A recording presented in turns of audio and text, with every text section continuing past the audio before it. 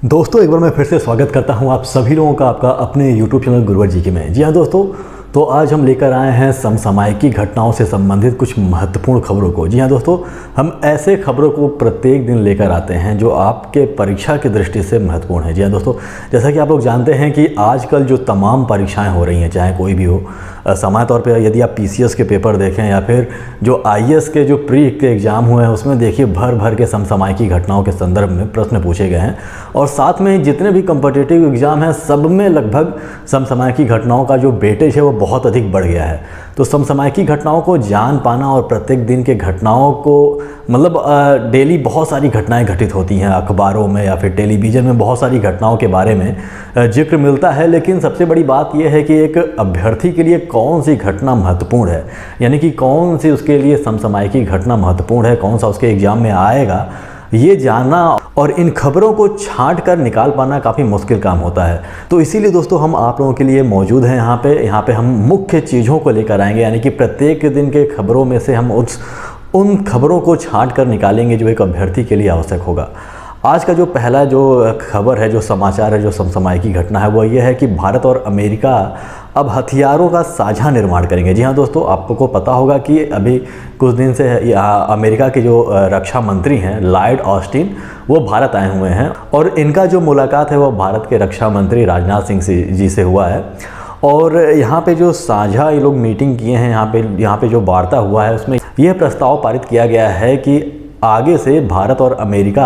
अपने हथियारों का जो निर्माण करेंगे वह साझा रूप से करेंगे, यानी कि वह साथ में मिलकर इस पे काम करेंगे। हथियार के क्षेत्र में, रक्षा के क्षेत्र में वह साथ में मिलकर काम करेंगे। इसमें कुछ मुख्य बिंदु हैं, लगभग 3-4 मुख्य बिंदु हैं जिसके बारे में हमें समझना जरूरी है, जो परीक्षा की दृष्टि से काफ़ी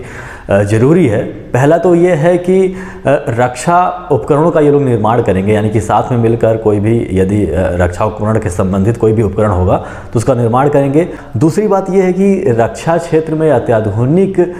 जो तकनीकी होगा उसकी साझा करेंगे। वो एक दूसरे को ये जानकारी देंगे। मान लीजिए भारत के पास या फिर अमेरिका के पास किसी प्रकार के नए तकनीकी का ज्ञान इन लोगों के पास होता है तो वह एक दूसरे को अपनी बातें बता सकेंगे और एक दूसरे से मिलकर उस पे काम कर सकेंगे। तीसरा जो महत्वपूर्ण बिंदु ये है कि वायु या फिर थल सेना की ज़रूरतों के हिसाब से ये लोग जो है वह हथियारों का निर्माण करेंगे। और जो चौथी बात है जो सबसे प्रमुख है वह है कि खुफिया जानकारी का आसानी से आदान प्रदान कर पाएंगे। मान लीजिए बहुत सारे मतलब आप लोगों को पता होगा कि प्रत्येक देश का एक इंटेलिजेंसी होता है, जो टीम लगी होती है, जो जांच पड़ताल करती है और पता लगाने का प्रयास करती है कि कहीं उसके देश पे किसी प्रकार कोई खतरा तो नहीं मंडरा रहा है। तो कई बार ऐसे विभागों के पास किसी दूसरे देश की भी खबर मिल जाती है कि उसके देश पे कोई कई बार हमला होने वाला है, फिर ऐसी चीज़ें होने वाली हैं। तो यदि इन दोनों देशों की जो अपनी अपनी खुफिया विभाग हैं, यदि उनके पास दूसरे देश के संदर्भ में यदि कोई जानकारी है तो आपस में आसानी से साझा कर सकेंगे। तो दोस्तों आप लोग ये देख रहे होंगे कि इस समय भारत और अमेरिका की जो दोस्ती है वह काफ़ी प्रगाढ़ होती चली जा रही है। इसका कुछ कारण जो है, उस कारणों में सबसे पहला जो कारण ये है कि जो यह हिंद प्रशांत क्षेत्र में जो चीन का दबदबा जो कायम होते चला जा रहा है, इसको लेकर अमेरिका और भारत दोनों चिंतित हैं। चूँकि अमेरिका खुद में एक विश्व शक्ति है और वह बना भी रहना चाहता है, लेकिन इस समय जो चीन की हरकतें हैं वह कुछ अपने हरकतों से बाज नहीं आ रहा है ऐसे, जिससे कि जो अमेरिका है वो भी चिंतित है और भारत भी इस बात से चिंतित है। भारत का भी आप लोग को पता ही है कि हमेशा लड़ाई झगड़ा चलते ही रहता है सीमा को लेकर, और इन सभी चीज़ों को लेकर भारत और अमेरिका इसलिए साथ में आ रहे हैं क्योंकि इन दोनों के दुश्मन एक ही हैं। और जो दूसरी बात यह है कि जो यूक्रेन और रूस का जो युद्ध हुआ है तो रूस के फेवर में कहीं न कहीं चीन रहा है और चीन उसका खुल के समर्थन किया है और रूस का भी झुकाव है वह चीन की तरफ इस समय बढ़ा हुआ है। इसको देखते हुए भारत को भी एक प्रकार की नई रणनीति बनाने की आवश्यकता थी, ताकि आवश्यकता पड़ने पर उसका कोई ना कोई सहयोगी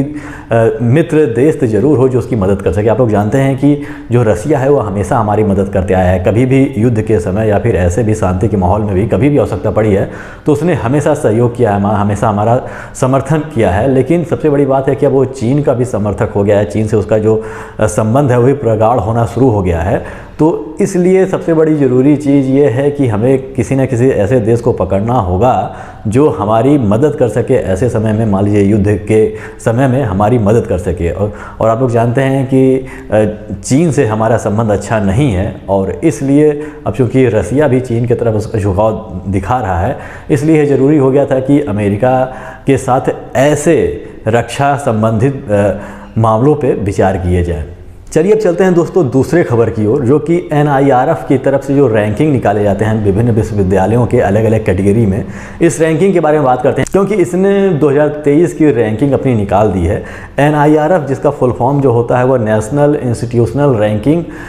फ्रेमवर्क होता है। इसके तरफ से मुख्य रूप से जो भारत में जो भी विश्वविद्यालय हैं बड़े बड़े, ये उसके संदर्भ में रैंकिंग ये प्रोवाइड कराता है, क्योंकि वह बहुत सारी कैटेगरी बटी हुई हैं, और जो भी विश्वविद्यालय बढ़िया प्रदर्शन करते हैं उस प्रदर्शन को लेते हुए NIRF की जो टीम होती है वो इसका जांच पड़ताल करती है और फिर एक रैंकिंग निकालने का कार्य करती है कि कौन सा विश्वविद्यालय सबसे बेहतरीन है और कौन सा उसके नीचे है। असल में यह मुख्य रूप से मानव संसाधन विकास मंत्रालय की पद्धति है, एक प्रकार की पद्धति बनाई गई थी। मुख्य रूप से 2014 के संदर्भ में इस पर बात होना शुरू हो गया था, और 2015 से यह काम करना, यानी कि NIRF की टीम जो है वह काम करना प्रारंभ कर दी थी, और ये पूरे भारत के विश्वविद्यालयों के संबंध में या फिर विद्यालयों के संबंध में घूम घूम कर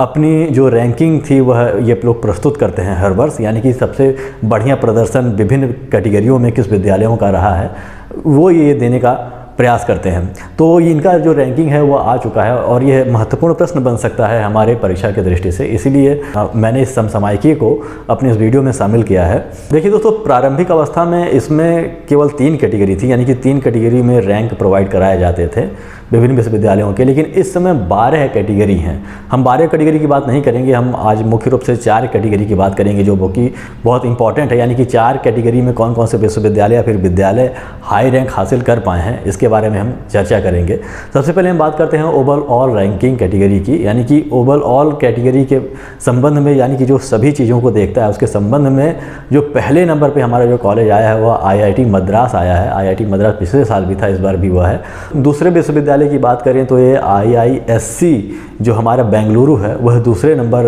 की रैंकिंग इसने हासिल की है, और IIT दिल्ली जो है वह तीसरे नंबर की रैंकिंग हासिल की है। यदि उत्तर प्रदेश के बारे में बात किया जाए तो ऑल ओवर, यानी कि ओवरऑल कैटेगरी में जो हमारा IIT कानपुर है वह 5वें रैंक पे आया है, यानी कि पूरे ऑल ओवर कैटेगरी में हमारा जो IIT कानपुर रहा है वो 5वां इसने रैंक हासिल किया है। यदि दोस्तों हम विश्वविद्यालय कैटेगरी की बात करें तो विश्वविद्यालय कैटेगरी में IISc बेंगलुरु पहले नंबर पे है, JNU दूसरे नंबर पे है, और उसके बाद यहाँ पे जामिया मिलिया इस्लामिया जो है वो तीसरे नंबर का है दिल्ली का। और यदि उत्तर प्रदेश के बारे में बात करें तो विश्वविद्यालय कैटेगरी में BHU जो है वह 5वां रैंक हासिल किया है। यहाँ पे देखिए अलग अलग कैटेगरी बांटी गई है। जो पहला था वो ऑल ओवर कैटेगरी था, यानी कि उसमें सभी विश्वविद्यालय शामिल किए जाते हैं, और ऑल ओवर